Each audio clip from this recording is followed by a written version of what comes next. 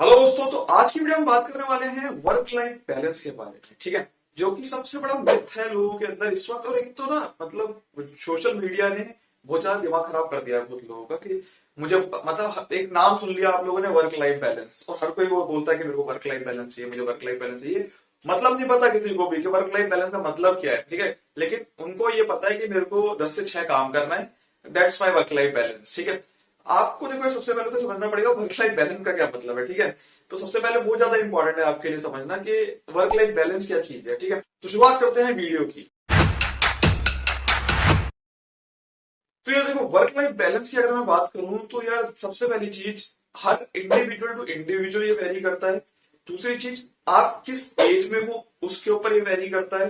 ठीक है, आपका जेंडर क्या है उसके ऊपर ये वेरी करता है। ठीक है, तो सबसे पहली चीज, हर किसी के लिए अलग अलग अपनी अलग डेफिनेशन हो सकती है। सबसे पहले आप ये समझिए। ठीक है, मतलब तीन चीजें हैं जनरली। एक मतलब इंडिविजुअल टू इंडिविजुअल भी वेरी करता है, दूसरी चीज जेंडर बेसिस पे भी वेरी करता है, और तीसरी चीज आपकी जो आपकी किस एज ग्रुप में हो उसके ऊपर भी बहुत ज्यादा डिपेंड करता है। अब कहने का क्या मतलब है, आप उसको समझिए। अब मान लीजिए वर्क लाइफ बैलेंस का क्या मतलब है। देखिए, जनरली वर्क लाइफ बैलेंस का मतलब हिंदी अगर मैं आपको बोलूं तो काम को और अपनी लाइफ को दोनों को बैलेंस रखना। ठीक है, ऐसा ना हो कि वर्क की वजह से मेरे लाइफ में कुछ दिक्कत आ जाए। सबसे सिंपल सी डेफिनेशन है कि वर्क की वजह से, मेरे काम की वजह से मेरी लाइफ में कोई दिक्कत नहीं आनी चाहिए। मतलब कहीं पर भी मेरे को कोई इंपॉर्टेंट टास्क है, कुछ इंपॉर्टेंट चीजें हैं जहां पे मेरे को लगता है कि मेरे को वहां पर होना चाहिए, या फिर कुछ भी ऐसी चीज है जहां पे आपको लगता है आपकी लाइफ में वो ज्यादा इंपॉर्टेंट है, तो वर्क की वजह से वो लाइफ आपकी बर्बाद नहीं होनी चाहिए। ठीक है, तो ये होता है वर्क लाइफ बैलेंस। अब देखो यार, हर किसी के लिए ना अलग अलग वर्क लाइफ बैलेंस है। अब देखो, सबसे पहली चीज अगर मैं आपको बोलूं, अगर आप अपने मतलब आप यंग हो अभी, और मतलब आपने अभी रिसेंटली क्वालिफाई करा है, तो मैं आपको ये रिकमेंड करूंगा कि यार आपके लिए वर्क लाइफ बैलेंस का मतलब ये थोड़ी है कि आप 10 से 6 काम कर रहे हो और उसके बाद आप सोच रहे हो कि मैं चिल करूं पूरे, उसके बाद चिल करना है या फिर कहीं घूमने जाना है।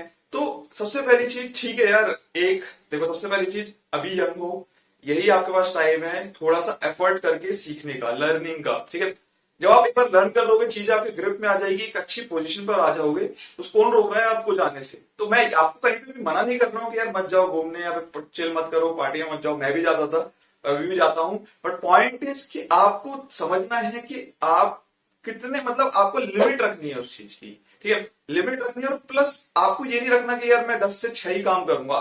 ठीक है, सबसे पहली चीज, देखो कई फर्म्स हैं ऐसी, अभी भी आपको कंपनीज कॉर्पोरेट मिल जाएंगी, लेकिन आप ये सोचो ना कि जो भी 10 से 6 काम करता है, आप एक चार्टर्ड अकाउंटेंट के अंदर जो भी 10 से 6 काम कर रहा है, चाहे वो इंडस्ट्री के अंदर है, फ्रेशर चार्टर्ड अकाउंटेंट की बात कर रहा हूँ, जो एक नॉमिनल वर्किंग आवर में काम कर रहा है, और उसके पास पुराना कोई एक्सपोजर नहीं है। मैं मतलब एक फ्रेशर चार्टर्ड अकाउंटेंट है, आर्टिकलशिप उसकी ऐसी हुई है, कोई बिग फोर से नहीं है। अगर बिग फोर से करिए तो ऑटोमेटिकली उसके पास जैसे मैं आपको बताया था, काफी सारे बेनिफिट्स होते हैं बिग फोर में काम करने के। वो प्रेशर हैंडलिंग, वो लर्निंग, वो टेक्निकल्स उसके पास आ गए हैं। लेकिन अगर किसी ने नॉर्मल एक आर्टिकलशिप करी है, उसके बाद वो इंडस्ट्री में सीधा जा रहा है, तो आप उसके अंदर, और एक जो चार्टर्ड अकाउंटेंट जो मतलब अच्छा, मतलब काफी टाइम तक काम कर रहा है, मतलब काफी लॉन्ग आवर्स काम कर रहा है, उसके अंदर डिफरेंस आप देख सकते हो। अब आप बोलोगे कि सर लॉन्ग आवर्स, तो आपने एक वीडियो बना रखी है जिसके अंदर आपने बोला था कि देखो यार, लॉन्ग आवर्स, मेरे कहने का मतलब ये है कि आप अपनी कैपेबिलिटी जानो कि यार मेरे लिए लॉन्ग आवर्स कितने होने चाहिए। अगर ठीक है 8 घंटे की जॉब है, 8 घंटे की जॉब है, मैं ये नहीं कह रहा कि जो 8 घंटे की जॉब है उसके अंदर 10-12 घंटे काम करो। मैं ये कह रहा हूं कि जहां पर इस तरीके का प्रेशर है उसके अंदर काम करो, लाइक बिग फोर। ठीक है, इंडियन बिग फोर के अंदर अगर आप जाओगे तो इस तरीके का प्रेशर आपको मिलता है, वो लर्निंग आपको मिलती है वहां पर।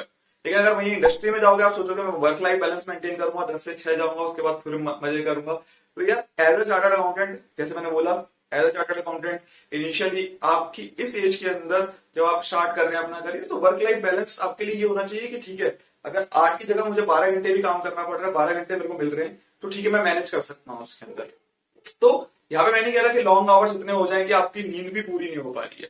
यहाँ पर कहने का मतलब ये है कि आपकी लाइफ भी ठीक से मैनेज हो रही है, वर्क भी आपका मैनेज हो रहा है, और आपकी लर्निंग भी काफी अच्छे ग्रोथ से हो रही है, तो वो चीज आपको देखनी पड़ेगी। तो यहाँ पर क्या है, वर्क लाइफ बैलेंस अगर मैं देखूं तो लोगों ने ना वो बना रखा है कि हुआ, कहने का मतलब ये है कि लोग सोच, मतलब लोगों ने समझते हैं वर्क लाइफ बैलेंस का मतलब ये है 10 से 6 काम करा, उसके बाद अपने मजे मारे।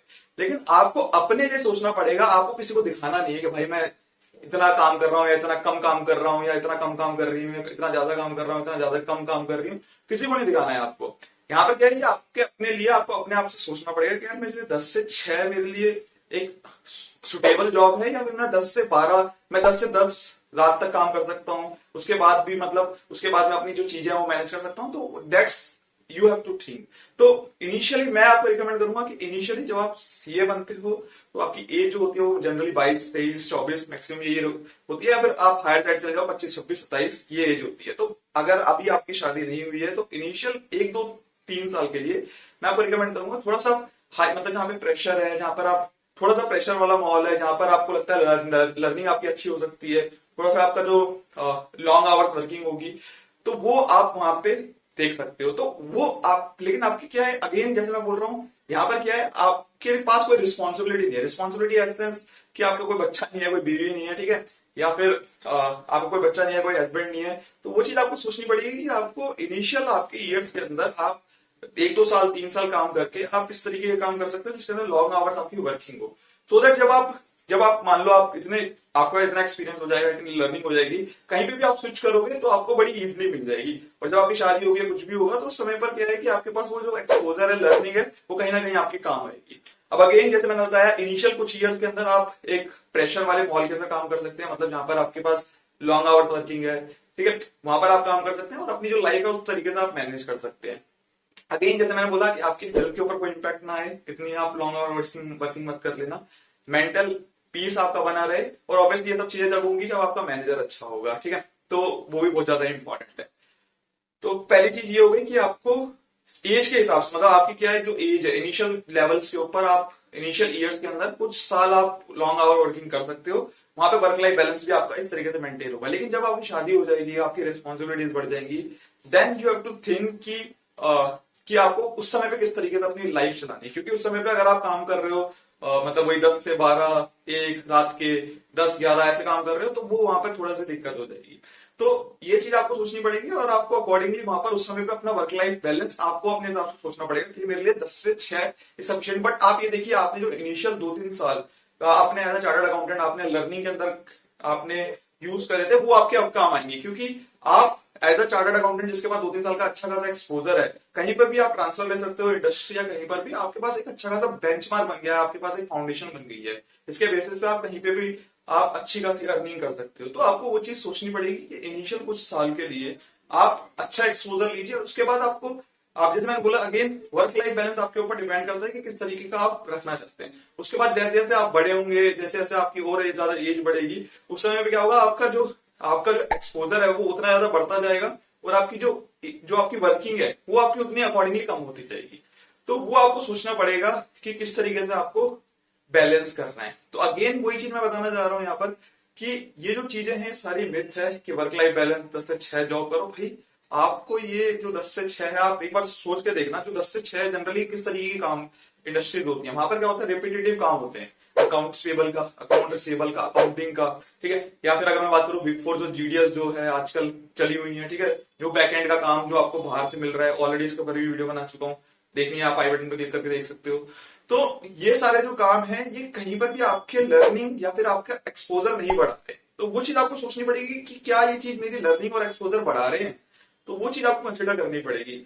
जैसे मैंने बोला again, work life balance important है, लेकिन आपको सोचना पड़ेगा कि आपके लिए वर्क लाइफ बैलेंस क्या है, किस समय पे क्या आपके लिए वर्क लाइफ बैलेंस है, वो आपके लिए इंपॉर्टेंट है। ना कि आप देखा देखी दूसरों की कि यार वो 10 से 6 काम कर रहा है, मैं 10 से 12 काम कर रहा हूं। आप ये भी तो देखो यार, 10 से 12 आप काम कर रहे हो, उसकी नॉलेज और आपकी नॉलेज में कंपैरिजन तो देखो, आप कितने आगे निकल गए और वो कहां पर है। ठीक है, भले पैकेज ऑलमोस्ट सिमिलर हो या फिर पैकेज इनिशियल ईयर्स के अंदर मैटर ही नहीं करता है। मैटर क्या करता है, आपकी क्या लर्निंग हो रही है, क्या एक्सपोजर मिल रहा है आपको, वो बहुत ज्यादा मैटर करता है। मतलब इवन आज अगर मैं देखूं तो मेरे पास कुछ ऐसे, आपको मैं ऑनेस्टली बताता हूँ, मेरे पास कुछ बाहर से कुछ ऐसे काम आते हैं आउट ऑफ इंडिया से कि मैं आवरली काफी अच्छा रेट उनको चार्ज करके काम कर सकता हूं, बट मैं ना चार्ज करके, मतलब ना वो काम करके, नहीं वो काम करके, मैं अपने लर्निंग के ऊपर काम करता हूँ, काफी सारी नई चीजें मैं सीखता हूँ। ठीक है, उसके ऊपर एक कभी वीडियो बनाएंगे, तो काफी सारी नई चीजें मैं सीखता हूँ। तो आपको ये चीज यार इनिशियल सालों के अंदर आपको ध्यान ही नहीं रखना है, आपके लिए आपको ये चीज जो सोचनी है कि यार बस ये मेरे लिए सफिशिएंट है, इतनी अर्निंग ठीक है, उसके ओवर एंड अबव जो है आपकी लर्निंग है। ठीक है, ऐसा नहीं है आपको मैं तो जो काम कर रहा हूँ वो सिर्फ 10 से 6 के लिए काम कर रहा हूँ, उसके ज्यादा तो मेरे को पैसा नहीं मिलता, मैं क्यों रुकूं, वो सब चीजें नहीं सोचनी है आपको। आपको जो इनिशियल ईयर्स के अंदर जो काम करना है, ठीक है, जो पैसा मिल रहा है ओके, बट आपकी लर्निंग के ऊपर आपको अपना काम करना है। ठीक है, जैसे मैंने बोला अगेन मैं वही चीज बोल रहा हूँ, मैं खुद आज भी मैं क्या करता हूँ वो अपने सोचो, मेरे पास तो मेरा तो वेरिएबल रेवेन्यू है क्योंकि मैं तो प्रैक्टिस के अंदर हूँ, तो मेरा वेरिएबल रेवेन्यू है, तो मैं जब मर्जी आवरली बेसिस पे वो काम उठाकर मैं काम वो कर सकता हूँ। ठीक है, बट वहां पे क्या है, मेरी स्किल सेट की जरूरत है, किसी और के वो और कोई काम नहीं कर पाएगा। ठीक है, तो मैं किसी और अपने स्टाफ को हायर करके वो चीज नहीं करा सकता। आई होप आपको ये वीडियो अच्छी लगी होगी। वीडियो अच्छी लगी तो लाइक जरूर करना, चैनल सब्सक्राइब जरूर करना। मिलते हैं नेक्स्ट वीडियो में। Thank you so much.